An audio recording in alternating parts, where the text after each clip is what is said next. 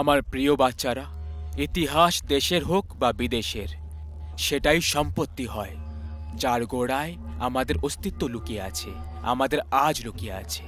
তার সম্মান আমাদের ততটাই করা উচিত যতটা সম্মান আমরা আমাদের ইচ্ছের প্রতি করি। যদি এরকম না হয় তাহলে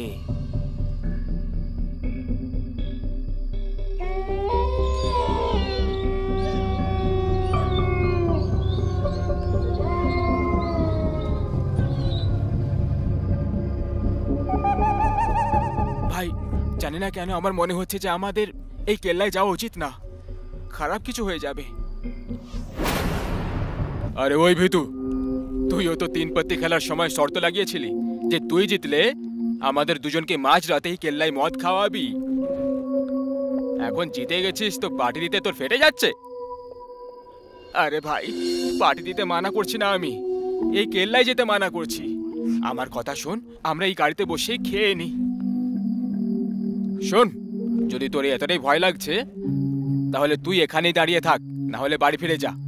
আমরা ভেতরে যাচ্ছি, চল। আরে ভাই, তোরা দুজনও না 1 নম্বরের জেদি। তোদের থেকে আলাদা থেকে আমি কি টিম পারবো? এই না হলে কথা, চলায়। অমিতের ষষ্ঠ ইন্দ্রিয় ওকে সঠিক সংকেত দিয়ে দিয়েছিল, কিন্তু কথায় বলে না, যখন মৃত্যু আসার হয় তখন মানুষ চাইলে যতই চেষ্টা করুক 1 ইঞ্চিও দূরে থাকতে পারে না। আর ওরা 3 জন তার দিকে এগিয়ে গেল। কি দারুণ কেল্লা বাইরে! এটা দেখে তো প্রথমবার সরকারকে প্রণাম করার ইচ্ছে করছে। হ্যাঁ, কি মেনটেন করেছে ভাই, একটুও কোথাও নোংরা নেই। এখানে নোংরামি করা একেবারে নিষেধ। এখানে নোংরা করলে অভিশাপ দেওয়া হবে। তাহলে এটাই পরিষ্কারের আসল কারণ। কোনো ব্যাপার না, আমার কাছে কয়েকটা পলিব্যাগস আছে, আমরা আমাদের কোণা তাতে রেখে দেব। আরে ও, আমরা এখানে মজা করতে এসেছি, আর মজা ভদ্র হয়ে করা যায় না। যেটা হওয়ার সেটা হবেই। বাকি সরকারি চাকর আসবে সকালে, পরিষ্কার করে দেবে। চলো এবার মজা করা যাক।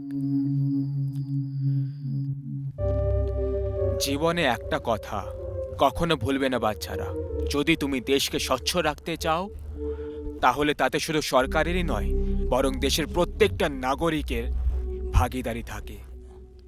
যে নাগরিক এই ভাগিদারি থেকে বেঁচে পালায় তার দরকার না তো দেশের থাকে, না পৃথিবীর, আর না টুনাগড়ের কেল্লার।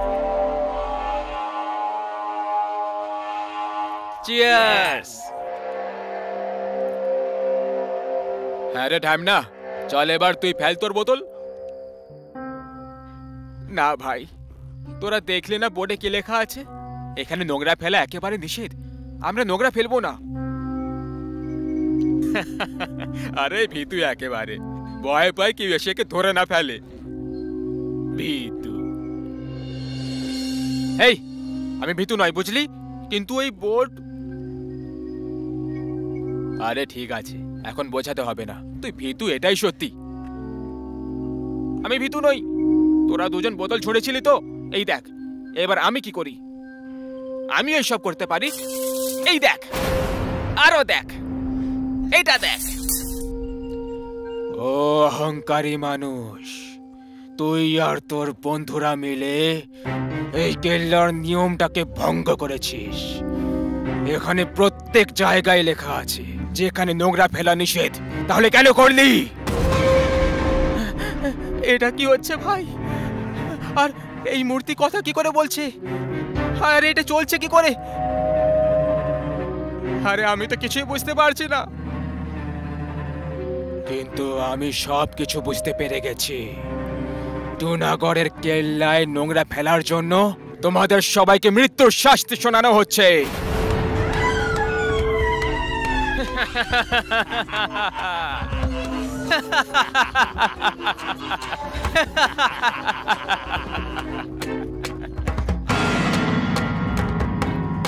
এইসব কি ফাজলামি হচ্ছে?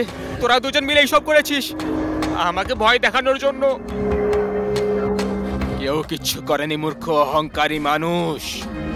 তোরা 3 জন করেছিস মরার জন্য। তৈরি হয়ে যাও।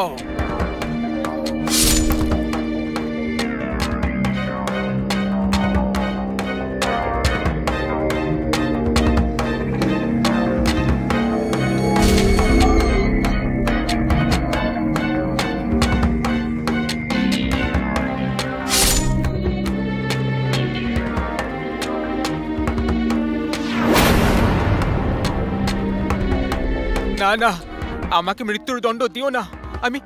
আমি মরবো না।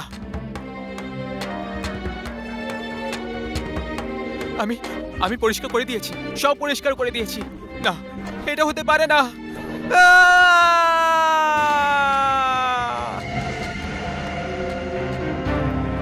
তাই আজকের পরে কোনো কেল্লায় গিয়ে নোংরা ফেলার আগে এটা ভেবে নিও, যদি ওই কেল্লা টুনাগড়ের মতো পরিষ্কারকে পছন্দ করে তাহলে তুমিও মৃত্যুর শিকার হতে পারবে না।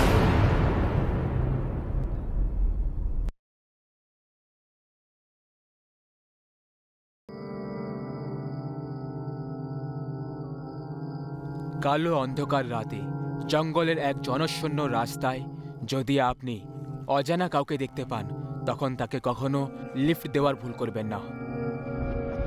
রবি গাড়িতে আছে, গাড়ি জঙ্গলের রাস্তা দিয়ে এগিয়ে যাচ্ছে।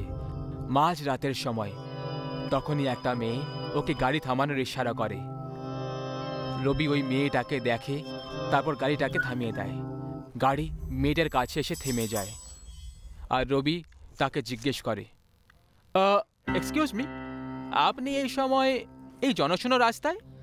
আগে আগে আমার নাম তৃষা।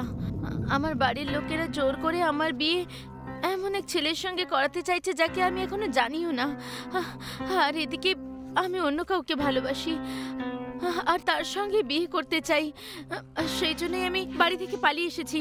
প্লিজ প্লিজ আপনি আমার সাহায্য করুন, প্লিজ। যার সঙ্গে পালাচ্ছ সে তাহলে কোথায়? মানে তোমার বয়ফ্রেন্ড? আমি ফোন করেছিলাম কিন্তু আগে থেকেই কোনো সমস্যায় আটকে আছে। ও বলল যে আমি যে করেই হোক যেন কোথাও রাত কাটিনি। ও সকাল অবধি আমাকে রিসিভ করে নেবে। যদি আপনি আমাকে শহর অবধি লিফট দিয়ে দেন তাহলে আমি কোনো হোটেলে থেকে যাব, প্লিজ। ঠিক আছে ঠিক আছে, কোনো ব্যাপার না, বসে পড়ো। রবি তৃষাকে নিজের সঙ্গে নিয়ে যাওয়ার জন্য রেডি হয়ে গেল, কিন্তু ও কি আর জানতো যে ও একটা অসহায়কে মেয়েকে নয় বরং নিজের মৃত্যুকে লিফট দিচ্ছিল। মেয়েটা নিজের ব্যাগ তুলে নেয়, তখন ওর চোখে পরিবর্তন দেখতে পাওয়া যায়। ওর নর্মাল চোখ দুটো লাল হয়ে যায়, কিন্তু তারপর যখন ও রবির দিকে ঘুরে তাকালো তখন আবার সেটা নর্মাল হয়ে যায়। ও হালকা স্মাইল করতে করতে বলল, থ্যাংক ইউ ভেরি মাচ। আপনি যদি না থাকতেন তাহলে। ইটস ওকে, কিন্তু যদি তোমার খারাপ না লাগে তাহলে তুমি আমাদের বাড়িতে থাকতে পারো। তোমার বয়ফ্রেন্ডকে ওখানে রেখে নাও। কিন্তু আপনার ফ্যামিলি? আরে সে নিয়ে চিন্তা করো না, আমার ওয়াইফ খুব বুদ্ধিমতী মেয়ে, কোনো টেনশন হবে না। আপনি খুব ভালো মানুষ। হাই রবি। রবি জয়া এর নাম তৃষা। এর পেরেন্টস জোর করে এর অন্য কোথাও বিয়ে করাতে চেয়েছিল। এর সাথে বাড়ি থেকে পালানোর সময় জঙ্গলে দেখা হয়েছিল, তাই আমি একে এক রাতের জন্য এখানে বাড়িতে নিয়ে এলাম। সকালে এর বয়ফ্রেন্ড একে আনতে চলে আসবে। আর তৃষা এই আমার স্ত্রী। হ্যালো হ্যালো, ভালো করেছো যে তুমি ওকে নিজের সাথে নিয়ে এসেছো। এসো না, ভেতরে এসো। আর তাড়াতাড়ি হাত মুখ ধুয়ে নাও, আমি খাবার গরম করে দিচ্ছি। অনু আর অমলও খাওয়ার জন্য অপেক্ষা করছে। যাও। রবি প্রথম ভুল তখন করেছিল যখন ও এক অজানা মেয়েকে লিফট দিয়েছিল, আর ওর দ্বিতীয় ভুলটা ছিল যখন ওই মেয়েটাকে নিজের বাড়ির অবধি নিয়ে আসে। এটা করে রবি নিজের সাথে সাথে নিজের পরিবারকেও সমস্যায় ফেলে দিয়েছিল। হাই বাচ্চারা, হাই। চলো খাওয়া শুরু করো, তাড়াতাড়ি খেয়ে নাও বাচ্চারা, নাহলে আমি খেয়ে নেবো। হ্যাঁ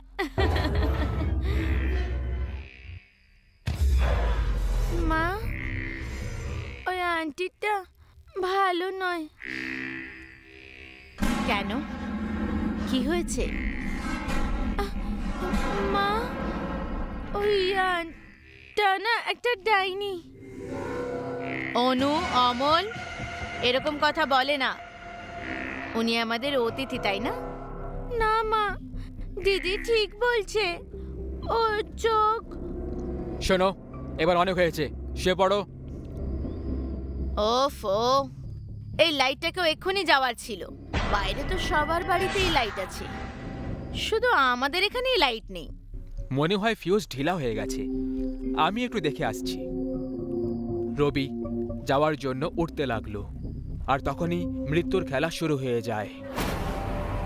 লাইট ছাড়াই সিলিং ফ্যান স্পিডে চলার কারণে সবাই ঘাবড়ে যায়।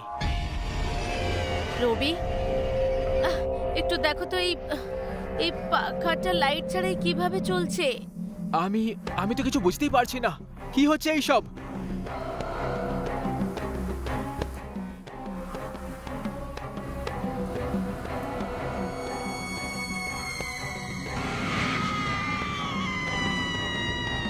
বাচ্চারা ঠিক বলেছিল তোমাদের দুজনকে, আন্টি একটা ডাইনি, আর এখন এই ডাইনি আন্টি তোমাদের সবাইকে খেয়ে ফেলবে।